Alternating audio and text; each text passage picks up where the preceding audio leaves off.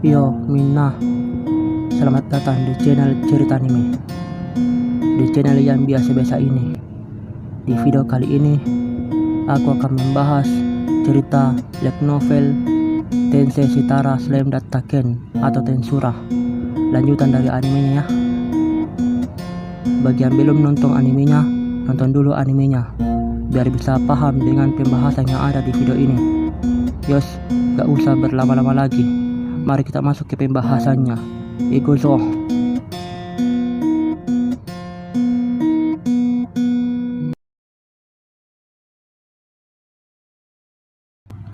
Aku yakin aku melakukan pekerjaan yang cukup baik untuk mengguncang mereka, lapor Diablo sambil tersenyum. Wow, tunggu sebentar. Ada begitu banyak yang bisa aku komentari di sana. Aku tidak tahu harus mulai dari mana. Tapi kukira masalah terbesar adalah kau menunjukkan pada mereka benda itu. Ya, Rimur sama. Kupikir itu cara terbaik untuk menanamkan rasa takut dalam pikiran mereka. Wow, dia menunjukkannya kepada mereka. Itu kubus daging. Xiao bertindak sangat bangga tentang hal itu. Bukan karena aku melakukan sesuatu untuk mendorongnya. Tidak ada omong kosong. Mereka takut. Jika ini sebelum reinkarnasi slamku, aku benar-benar akan meniup bongkahan. Itulah dampak yang dimiliki benda itu. Seperti ini benar-benar wilayah iblis yang sedang aku tuju sekarang, bukan? Aku mencoba menjaga citra yang bersih dan sekarang diganti dengan sesuatu yang benar-benar menakutkan. Apa yang dilakukan sudah dilakukan, kukira, tapi tetap saja menggabungkan teror dengan kelegaan sepertinya cara mudah untuk mendapatkan kepercayaan mereka pada kita. Setidaknya, bahkan jika itu adalah pendekatan yang akan digunakan Yakuza. Aku melompat dari pangkuan Sion, minum teh dalam bentuk manusia. Terdengar bagus. Aku perlu rileks dan pindah persneling sedikit. Sehubungan dengan pembicaraan damai, Lemur sama. Aku telah meminta 10.000 koin emas sterlar sebagai ganti rugi. Aku meludahkan semua teh di mulutku. 10.000 sterlar? Maksudku, ya, aku memang memintanya untuk menggunakan reparasi sebagai irisan untuk mendorong antara raja dan bangsawan. Tetapi angka itu tidak masuk akal. Itu menyimpan begitu jauh dari kenyataan, sehingga aku tidak yakin negara-negara tetangga akan melihatnya adil sama sekali. Barter masih merupakan metode perdagangan yang disukai di dunia ini. Mata uang adalah norma di pusat-pusat populasi seperti Blue Moon atau Ingracia. Tetapi di desa-desa pertanian, orang bisa menjalani seluruh hidup mereka tanpa melihat sesuatu yang lebih berharga daripada koin perak. Dengan kata lain, uang memiliki nilai lebih banyak di sini daripada yang aku berikan pada awalnya. Satu koin tembaga sekitar 10 sen. Satu koin perak sekitar 100 sen. Dan satu koin emas sekitar 1000 sen. Itulah pemahaman umum yang aku gunakan. Tetapi bahkan itu hanya berlaku di kota-kota besar. Dalam kehidupan nyata, perbedaannya bahkan lebih tajam. Misalnya, pekerja rata-ratamu di kota itu memperoleh 6 koin perak sehari, 150 perak per bulan, sekitar 15.000 sen di desa. Sementara itu, kau bahkan tidak akan menghasilkan 100 perak setahun. Itu kurang dari 1.000 untuk hidup. Perbedaan ekonomi di tempat ini adalah sangat tinggi. Tentu saja, tidak ada banyak pengalihan untuk menambah penghasilanmu. Kamu mungkin tidak membuang-buang uang sebanyak itu. Sungguh, koin tidak memiliki banyak tujuan sama sekali bagi banyak orang. Singkatnya, disparitas atau tidak, keadaan hidupmu tidak banyak berubah dari kelas sosial ke kelas sosial. Tetapi jika kamu menganggap kurangnya organisasi keuangan internasional yang mendikte persyaratan ekonomi, mungkin lebih sehat pula dengan cara ini. Ini berarti mungkin bahwa saat ini adalah langkah terbaik bagi kami untuk membangun negara adidaya ekonomi. Diablo, pria yang cerdas, ketika dia mendengar aku berbicara tentang banyak ras yang berbagi kemakmuran satu sama lain sebelumnya, dia langsung menghubungkannya dengan dominasi ekonomi.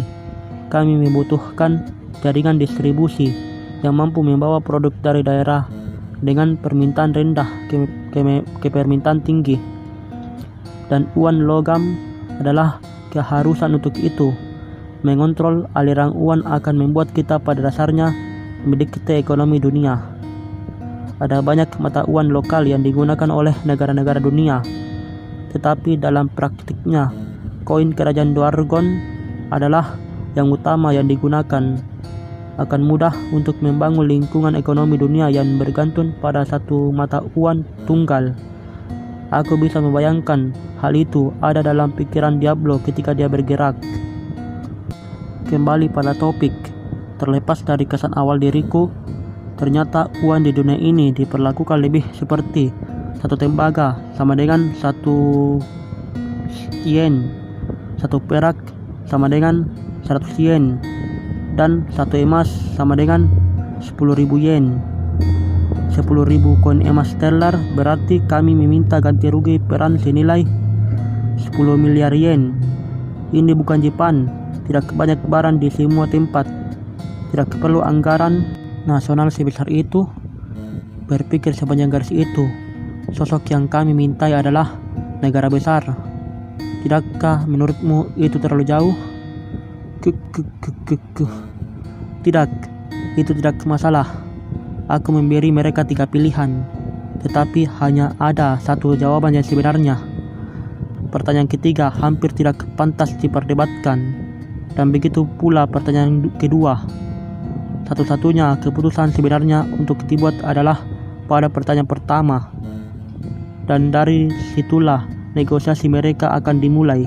Kukira dia kemudian menambahkan sambil tertawa, sama seperti aku ingin mereka pergi pada pertanyaan ketiga.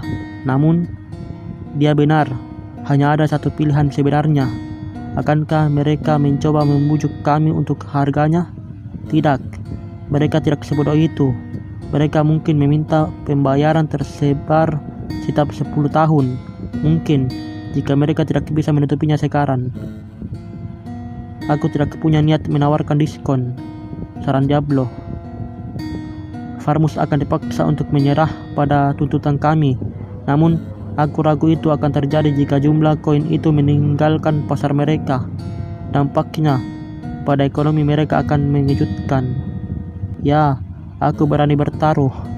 Aku tahu Diablo sengaja melakukan ini. Kurasa apa yang akan mereka putuskan adalah memaksakan kewajiban pada pihak ketiga. Oh, inilah yang digambarkan Diablo. Pada dasarnya, mereka melakukan setoran, lalu melunasi sisanya dengan sesuatu yang lain. Dengan begitu, bahkan jika pemilik sesuatu yang lain menolak untuk mendukungnya dengan koin, itu bukan lagi urusan kerajaan. Mereka akan lolos, dan jika kita mengeluh tentang hal itu, mereka dapat memalingkan mata dan mengklaim bahwa mereka hidup sampai akhir dari tawar-menawar itu. Pendekatan itu hanya akan berhasil jika kamu berurusan dengan musuh yang sangat bodoh. Tetapi jika kita jatuh karena itu, mungkin ada masalah.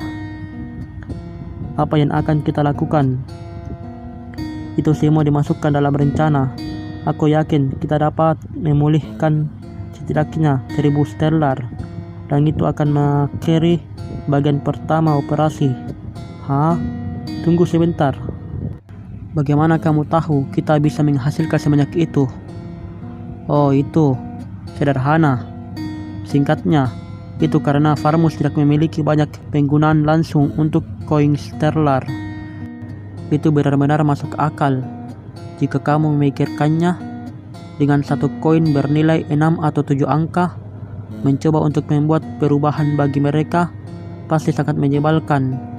Itu tidak lebih dari sebuah timbunan, kecuali jika kamu merekayasa beberapa transaksi besar, dan mereka kemungkinan besar, menurut perkiraan Diablo, bahwa memberikan dengan jumlah yang layak tidak akan memengaruhi mereka sebanyak itu sehari-hari.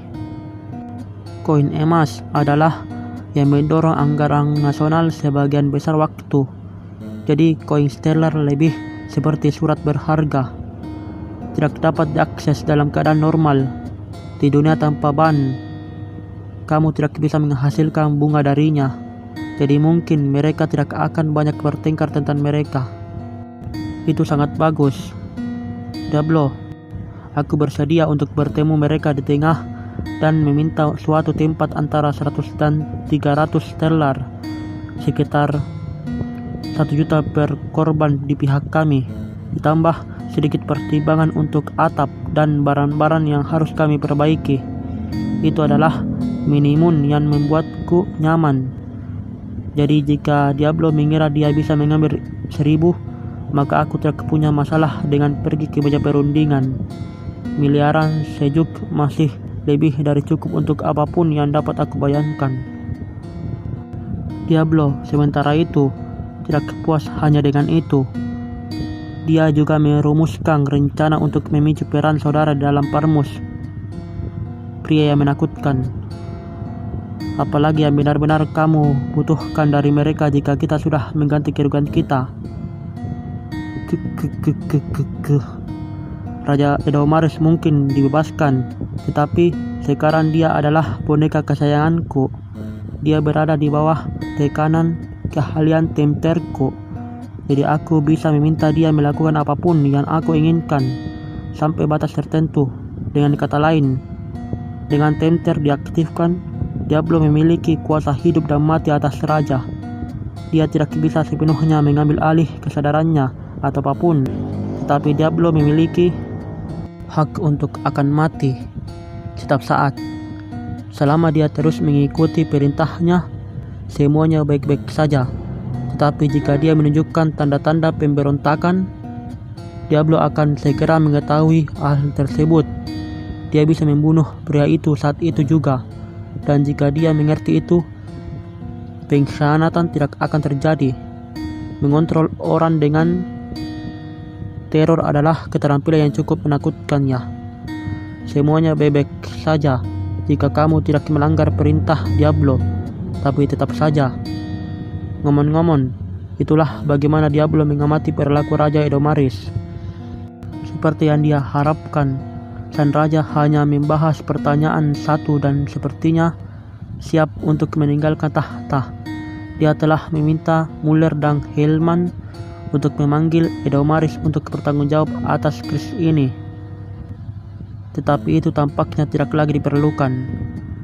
Kurasa Diablo juga telah membangun hubungan dengan kaum royalis di kastil, sesuatu yang sedikit menyimpan dari rencana semula, tetapi sebenarnya berhasil menjadi lebih baik. Seperti yang dia jelaskan, ketika Edomaris menyerah, fondasi kekuasaan yang dibangunnya ikut dengannya, dan dengan itu menjadi lebih mudah untuk menyalahkan semua yang ada padanya. Dengan korps kesatria kerajaan mati di tanganmu, Diablo memberitahuku tidak ada yang tersisa untuk melindungi keluarga kerajaan saat ini. Memusuhi bangsawan berarti maut bagi Edomaris. Dia harus menjawab setiap kebutuhan mereka, setidaknya di permukaan. Tidak ada yang ada di sekitar untuk berbicara untuk raja. Para bangsawan tidak akan ragu untuk mengambil keuntungan dari itu, yang masuk ke pihak ketiga yang disebutkan Diablo. Peran akan menjadi satu-satunya yang datang dari itu. Para bangsawan ingin membuat Raja Edomaris menjadi korban, dan raja memeras otaknya untuk mencari cara melawan. Jadi, bagaimana selanjutnya? Kaum royalis tidak memiliki pasukan. Mereka pasti akan dipukul. Bagaimana kita bisa menghindarinya? Dimengerti, pendekatan terbaik adalah membawa kekuatan Yom dan mempertahankan hubungan kerjasama. Ini akan memungkinkan untuk... Oh, benar. Yom terhubung dengan diriku. Edomaris tahu. Aku ingin membuat Yom menjadi raja. Dan jika dia membuat langkah nyata ke arah itu, mungkin serah terima mahkota tidak terlalu realistis. Tetapi jika kita bisa membingkainya sebagai Yaum menyelamatkan hidup raja, mungkin itu bisa terlihat seperti keluarga kerajaan yang hancur yang meneruskan obor ke generasi lain. Jadi, raja akan mengambil Yaum dan kita sebagai sekutunya. Diablo berseri-seri. Ya, pernyataan yang sangat bijak. Oh, aku benar.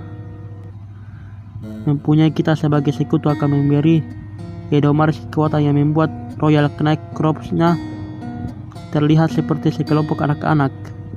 Para bangsawan terbawa dan dengan asumsi mereka memiliki kemenangan yang mudah akan dibantai di tangan Yaum sang juara. Jadi, haruskah kita memberi Yaum lebih banyak sumber daya? Kurasa itu harus. Rajen yang juga di bawah perintahku telah diperintahkan untuk menghubungi kami ketika saatnya tiba. Jadi kuharap aku dapat mengandalkan Anda untuk itu. Itu Diablo untukmu. Dia mendapatkan semua orangnya di tempat kerja, sehingga dia dapat menendang kembali dan bersantai. Dia mengambil moto bersabla untuk hal ekstrim paling elegan.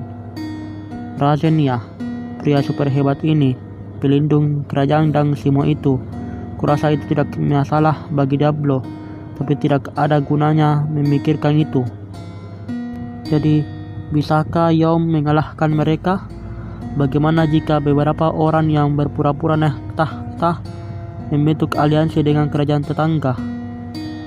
Aku meminta Fuzedono dan Raja Gasel menekan pemerintah mereka untuk tidak campur tangan.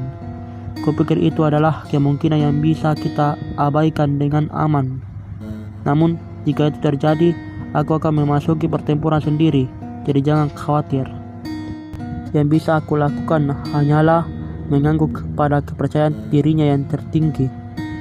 Diablo benar-benar berniat untuk tetap berada di belakang layar, bukan? Gila, berpikir dia pada dasarnya membiarkan semua orang ini meruntuhkan seluruh kerajaan baginya. Rapel juga memberi tahuku peluang aliansi redup, jadi aku tidak punya keluhan. Aku menepuk pundak Diablo yang berlutut. Baiklah, aku akan menyerahkan itu padamu. Kalau begitu, beritahu aku jika terjadi sesuatu. Baik, Rimur sama. Aku yakinkan Anda bahwa semuanya bisa ditangani dengan baik. Jadi sekarang aku telah diberi pengarahan tentang garis besarnya secara umum. Tepat ketika aku memeriksa detail kecil, Haruna datang dengan membawa makanan penutup baru. Sesuatu untuk menemani teh, seperti yang dia katakan. Oh, apakah ini puding teh hijau? Ya, Rimur sama. Aku mungkin belum memenuhi kualitas Lady Suna, tetapi ku yakin diriku telah meningkat. Dengan senyum lembut, Haruna meletakkan piring di atas meja. Veldora yang telah membaca manga tanpa repot-repot bergabung dalam percakapan, memilih saat itu untuk bergabung denganku di sana, seolah-olah dia mendapatkan bagiannya. Oh, beberapa untukku. Kalau begitu, tentu saja Veldora sama. Dia mengangguk, suka berteman dan mengulurkan tangan untuk sepiring suguhan telur. Veldora sama, kata Diablo sambil menawarkan piringnya sendiri kepadanya. Ini bagianmu yang dijanjikan. Kamu adalah orang yang menepati kata-katamu. Diablo bicara tentang suap maurahan. Kamu tidak mau, Diablo? Tanyaku. Menghitung Haruna selalu bisa menakut-nakuti yang lain, tetapi Diablo membungkuk sopan sebagai tanggapan. Aku membayar bagianku sebagai ganti informasi yang aku terima. Tidak perlu khawatir untuk diriku. Benar-benar terhormat. Seorang pria yang memegang kata-katanya. Memang, meskipun aku tidak melihat mengapa puding layak dijadikan masalah besar, tetapi jika itu yang Diablo sukai, lebih banyak kekuatan baginya. Oh, baiklah, tetap saja, kataku, mengubah topik pembicaraan. Lucu bagaimana kamu kembali tepat di tengah-tengah Walpurgis, kita harus saling berpapasan satu sama lain. Dia pergi ketika aku pergi di tengah malam. Setelah semua, kupikir kita tidak bisa saling bertemu. Tapi, oh tidak, Rimur sama. Setelah aku selesai mengancam Raja Romaris dan istananya, aku melakukan perjalanan melintasi pedesaan Farmus untuk menyelidiki situasi keuangannya. Aku ingin memastikan diriku tidak mengabaikan apapun dalam rencanaku. Tetapi kemudian Veldora sama memerintahkanku untuk kembali ke sini. Itu terdengar penting. Veldora bangkit, hampir menjatuhkan kursinya. Aku punya tugas untuk dihadiri. Tunggu sebentar, Veldora. Aku bangkit dengan cepat, meraih pundaknya. Tunggu, aku bisa menjelaskan. Tidak, kamu tidak bisa. Berhentilah menghalangi pekerjaan orang lain. Aku menyita pudin dari tangan Veldora yang terlalu rajin, memerintahkan Haruna untuk membebaskannya dari hak istimewa makanan penutup untuk sementara waktu. Dia bisa menangis tentang semua yang dia inginkan, tapi aku tidak bisa membiarkan ini berlalu. Aku bersumpah, kamu tidak akan pernah bisa lengah di sekitar pria itu. Mungkin itu kebetulan pada akhirnya. Bagaimana dengan Veldora mampir ke Walpurgis dan mengulurkan tangan, tapi itu tidak masalah. Jika aku membiarkan kejadian ini, siapa yang tahu omong kosong apa yang bisa muncul waktu berikutnya. Untung Diablo yang cakap menangani masalah. Tetapi bagaimana jika Veldora mengganggu salah satu temanku yang lain dengan permintaannya yang mementingkan diri sendiri? Itu membuatku merinding. Si Storm Dragon memberikan perintah akan mengacaukan seluruh rantai komando yang telah aku tuju. Itu sebabnya aku sangat yakin dia memeriksa denganku lain kali sebelum mencoba hal seperti itu. Untungnya, Diablo tidak memiliki urusan mendesak lainnya di Farmus. Selain dari pembicaraan damai 5 hari dari sekarang, dia telah mendelegasikan wewenangnya kepada orang lain untuk sisa pekerjaannya. Jadi untuk sekarang dia bebek saja melayani diriku sebagai pelayanmu. Katanya, aku tidak bisa berpikir untuk meninggalkan sisimu. Itu membuat Sion mengerutkan dahinya. Tetapi aku harus menyerahkannya kepadanya. Jadi tentang pembicaraan damai itu, oh, kamu pikir aku juga harus hadir? Tidak, Rimur sama. Aku bisa menangani hal-hal dengan cukup baik sendirian. Aku selalu menemukan itu meyakinkan selama pertemuan berisiko tinggi untuk memiliki bosku yang hadir. Tetapi untuk orang yang sudah berprestasi seperti Diablo, itu tidak perlu. Faktanya, ketika dia mengatakannya, kehadiranku di istana akan menghancurkan keinginan untuk bertarung para bangsawan. Aku tidak tahu persis apa yang dia maksud dengan itu, tapi aku yakin semuanya aman di tangannya. Untuk saat ini, paling tidak, aku merasa yakin bahwa seluruh invasi Farmus dapat dimasukkan ke dalam kabinet di ceruk pikiranku.